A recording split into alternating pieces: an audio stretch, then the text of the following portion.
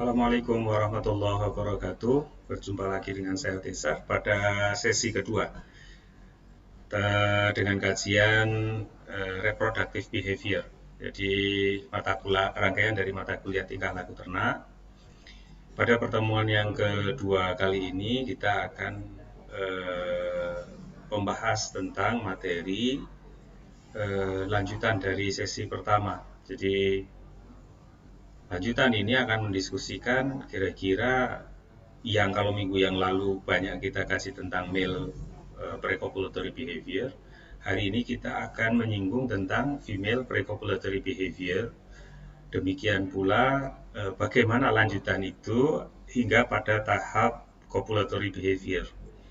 Mari kita masuk ke kajian. Yang pertama, female precopulatory behavior atau lebih sering atau mudahnya itu disampaikan dalam bentuk courtship or clues.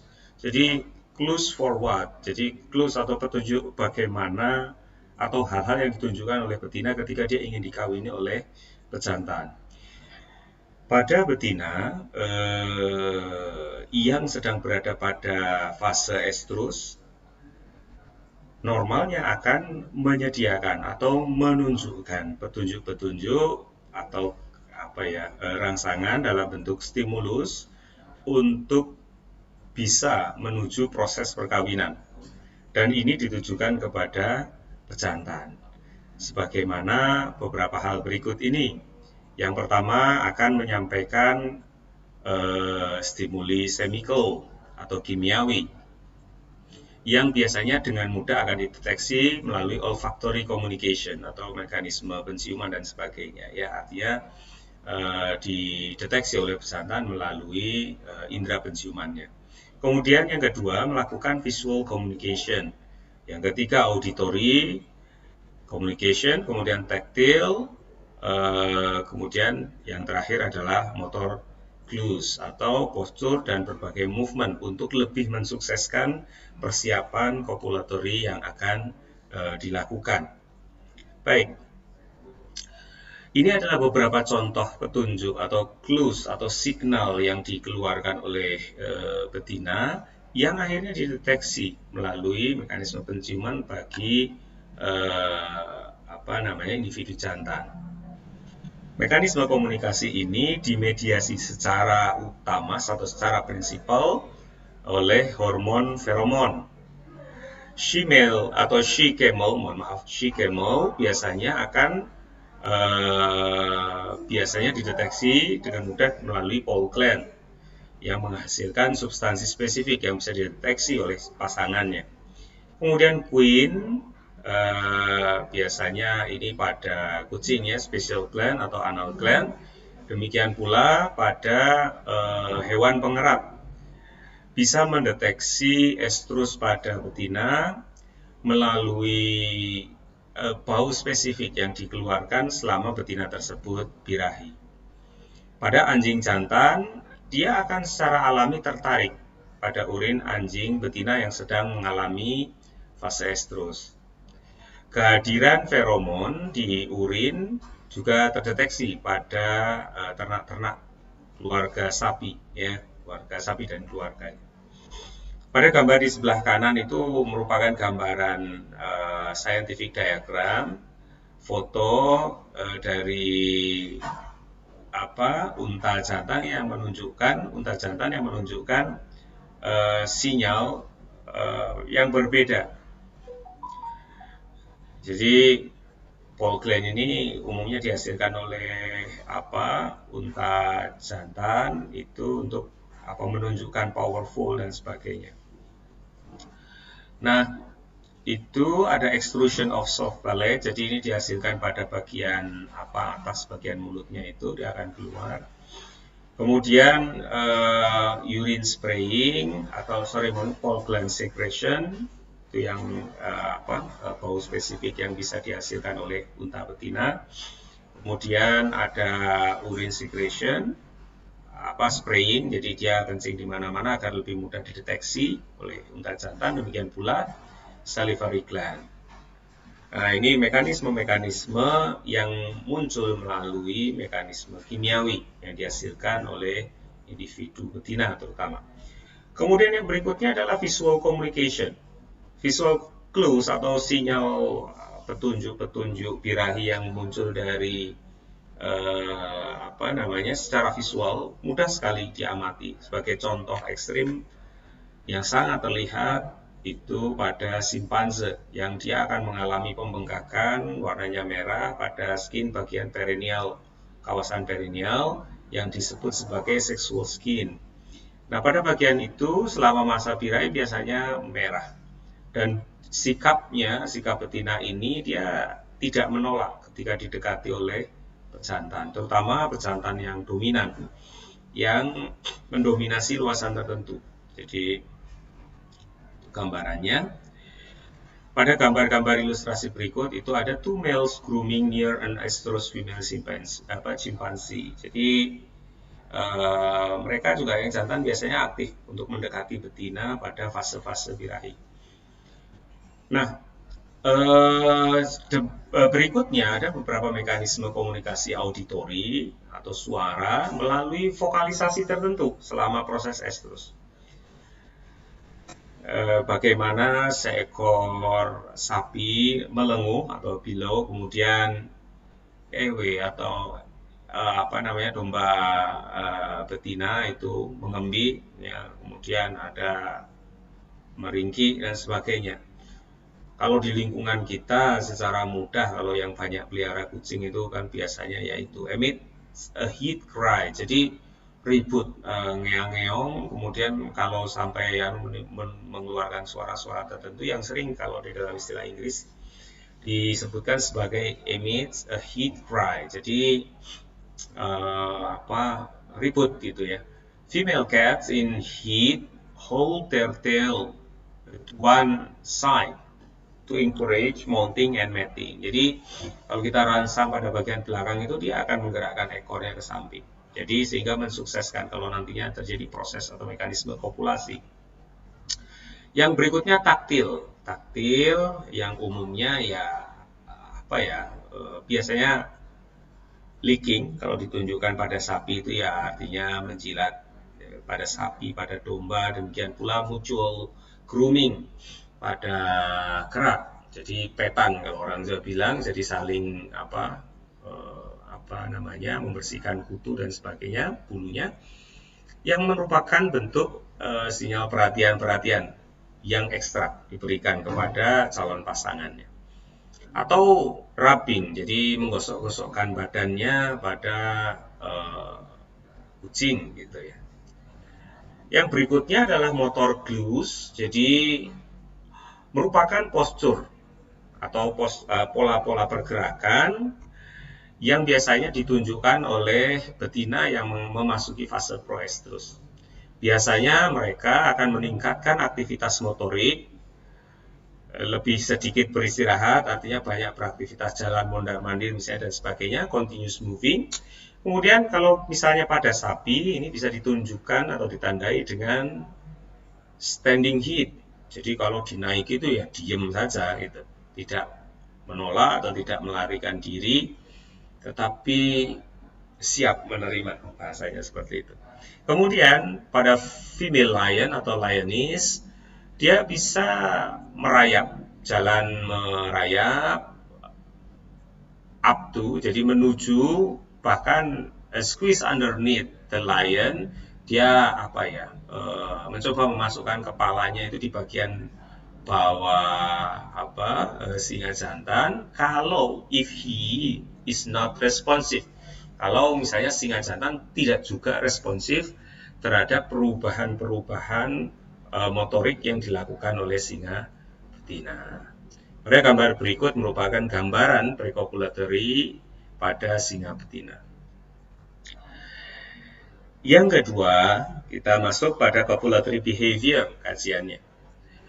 Ada beberapa bagian, jadi pada individu jantan umumnya terdiri dari setidaknya 5 kegiatan. Yang pertama, mekanisme erection, kemudian protrusion of penis, jadi keluar dari kulupnya itu, kemudian mounting and fixation, jadi naik, kemudian ada fixation, kemudian intromission pasti terus memasukkannya, mekanisme ejakulasi dan ejaculatory thrust, dan dismounting, artinya setelah naik kemudian dismounting.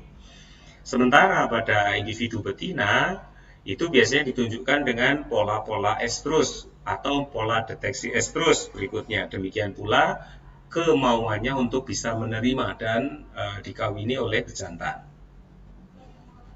Kita lanjut. Mekanisme ereksi dan prostrusi of penis. Jadi ini biasanya ditandai dengan beberapa hal yang secara visual mudah kita lihat. Misalnya pada stallion atau pada kuda jantan itu akan muncul. Jadi dia keluar dari ada protrusion of penisnya dari kulupnya. Demikian pula terjadi pada unta atau banteng atau bahkan sapi jantan. Erection and protrusion of penis ini keluar dari prepuce pada hampir semua hewan. Mekanisme ereksi ini terjadi sebelum proses mounting. Nah ini khusus pada camel atau pada unta, full prostration occur after mounting. Jadi justru setelah mounting. Jadi memang ada perbedaan karakteristik antar spesies. Yang berikutnya, mounting and fixation. Pada unta betina, mekanisme mounting ini berbeda. Dia terjadi pada posisi duduk. Sebaliknya atau berbeda pada kondisi yang lain, pada sapi, kemudian pada kelinci,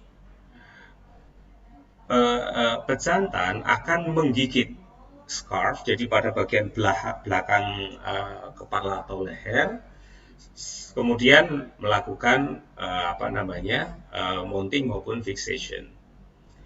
Nah, successful mounting itu biasanya melalui beberapa tahapan. Jadi naik, mount, kemudian fixation of his foreleg around female. Jadi kaki depan itu bahasa mudahnya memeluk pada bagian betina, grasp her firmly. Jadi memeluk dengan ketat gitu, dengan cukup, artinya mempertahankan postur supaya betina bisa mempertahankan posturnya. Kemudian ada pelvic thrust, jadi dorongan pelvic, os pelvic, jadi posisinya bergerak maju. Pada gambar kanan bawah itu mekanisme mounting dan fixation yang terjadi pada banteng. Gitu. Nah, kepentingan pemahaman terhadap tingkah laku reproduksi ini apa? Artinya kita sebagai manajer, sebagai pengelola, sebagai peternaknya, kita harus mengerti yang pertama tadi simptom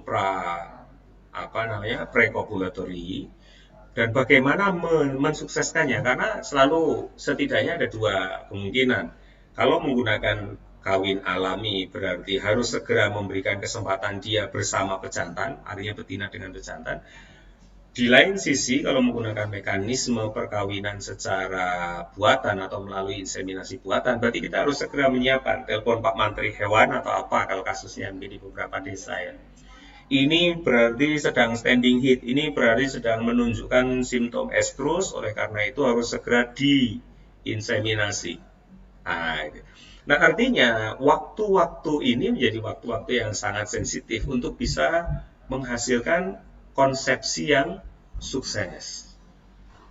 Karena tidak lain dan tidak bukan tujuan utama mekanisme reproduktif atau pengenalan reproduktif behavior ini ya ujung-ujungnya bagaimana mensukseskan mekanisme konsepsi, mekanisme perkawinan. Artinya mekanisme fertilisasi. Itu ya, saya lalat, mohon maaf. Baik, kita masuk ke selanjutnya. Ini gambar contoh-contoh mounting and fixation pada kuda, pada kucing, pada rabbit, pada kelinci, demikian pula pada domba, kambing, ya, demikian pula ada antelope ini, atau bahkan ular. Nah, tergantung kepentingannya. Kalau kita pada konteks peternakan, maka kita pentingkan ini pada hewan-hewan ternak. Berikutnya, proses intromisi. Di gambaran sebelah kanan itu ada mekanisme atau proses intromisi pada kuda. merupakan sebuah kontraksi, kegiatan kontraksi dari abdominal muscle atau rectus abdominis yang pada akhirnya menghasilkan satu direct contact apposition atau proses memposisikan ya of pelvic region of male itu dari pejantan to female external genitalia. Kemudian then the intromission occur atau ini yang secara umum kita sebut sebagai mekanisme kopulasi. Setelah mekanisme kopulasi berjalan, yang menjadi ujung dari kegiatan ini adalah mekanisme ejakulasi dan ejaculatory thirst. Biasanya mekanisme proses ejakulasi ini akan dilakukan pada saat genital itu yang jantan mencapai os cervix, terutama pada sapi maupun domba. Nah, berbeda pada kuda, demikian pula pada babi, mekanisme ini mencapai region yang lebih dalam, yaitu pada uterus, sehingga mekanisme disposisinya itu tidak sama. Oleh karena itu, misalnya secara teknis, kita mau mengawinkan silang kelompok kuda dengan ukuran besar, dengan kuda dengan ukuran poni. Kalau induknya yang betina besar, yang poni ini lebih kecil. Kalau mekanisme ejakulasinya dengan ukuran size penis yang tidak sama, maka kalau tidak mencapai reach up uterus, maka mekanisme keberhasilan fertilisasinya akan menjadi lebih kecil. Demikian pula misalnya pada babi. Oleh karena itu, kita harus bisa memetakan secara ideal kondisi-kondisi ini. Kalau memang itu tidak mungkin dan ada kepentingan crossbreed misalnya, maka pilihannya adalah melakukan inseminasi buatan. Nah, oleh karena itu pemahaman karakteristik fisik, karakteristik tingkah laku ini menjadi pendamping penting untuk kepentingan kesuksesan mekanisme budidaya. Ini yang senantiasa menjadi penekanan yang ingin saya sampaikan. Maka oleh karena itu sangat penting. Artinya ada mekanisme timing, ada mekanisme tingkah laku yang ditunjukkan, kemudian ada mekanisme proses. Ini yang harus dijamin secara optimal sehingga terjadi proses nantinya fertilisasi yang sempurna. Yang berikutnya mekanisme ejaculation and ejaculatory thirst ini pada beberapa hewan, spesies hewan, ram, buck, and bull, jadi misalnya seperti banteng itu biasanya ada muscle contraction, ada kontraksi otot, general pergerakan kontraksi otot, yang biasanya diakhiri dengan mekanisme dismounting. Nah, ketika dismounting ini biasanya organ penis ini juga suplai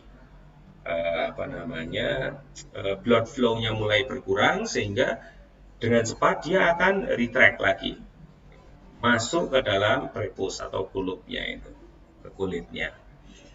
Nah, itu yang mekanisme itu. Nah, bagaimana pertanyaannya dengan hewan betina? Nah, ini ada beberapa yang harus menjadi catatan. Ada yang mekanisme estrusnya itu seasonal, non-spontaneous, artinya butuh rangsangan tertentu, atau bisa spontaneous polyestrus misalnya.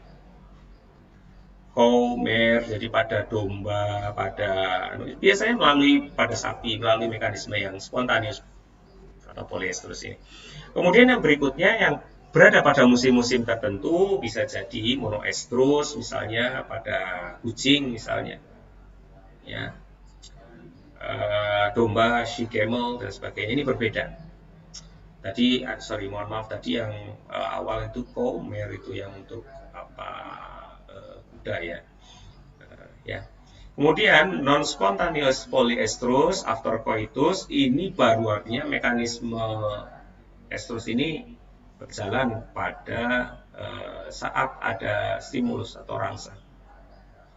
Misalnya melalui yang terjadi pada kelinci. Ini yang paling mudah dilihat pada kucing maupun ferret. Ada beberapa mekanisme yaitu estrus deteksi, kaitannya dengan estrus deteksi. Yang pertama, kalau mudahnya pada sapi itu tadi bellowing. melenguh terus. Mounting on other cows. Jadi mounting on other cows ini bukan bukan refleksi, oh ini ada potensi lesbi pada hewan, enggak. Itu menunjukkan mekanisme simptom-simptom dia siap standing heat.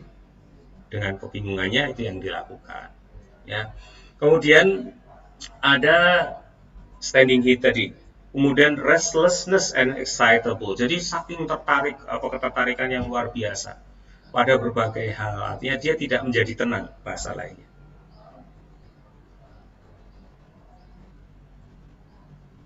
Kemudian pada mare misalnya lebih sering melakukan urinasi, winking atau movement of clitoris ini juga dilakukan. Jadi ada pergerakan ini. Straddling posture. Kemudian pada domba ada dia biasanya apa namanya diseram. Jadi artinya dia menggoda pejantan, switching tail, menggoyangkan ekornya dan frequent urination.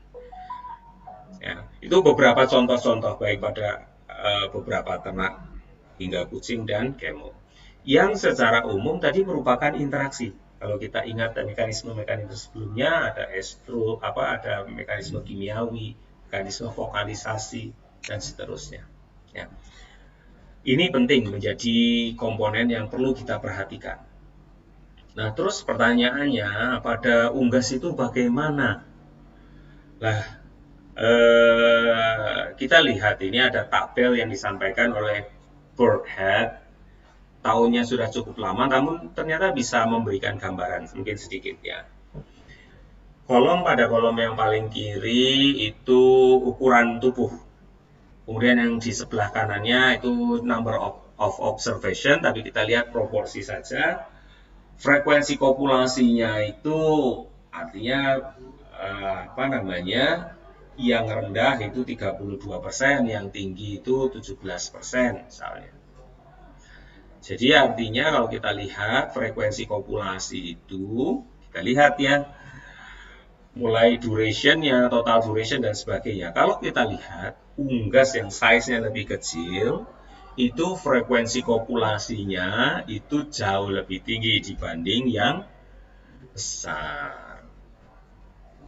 Kenapa? Rata-rata mereka membutuhkan jaminan keberhasilan kopulasi lebih. Demikian pula intensitas frekuensi itu kopulasi itu akan semakin tinggi kalau peluang keberhasilan fertilisasinya semakin rendah.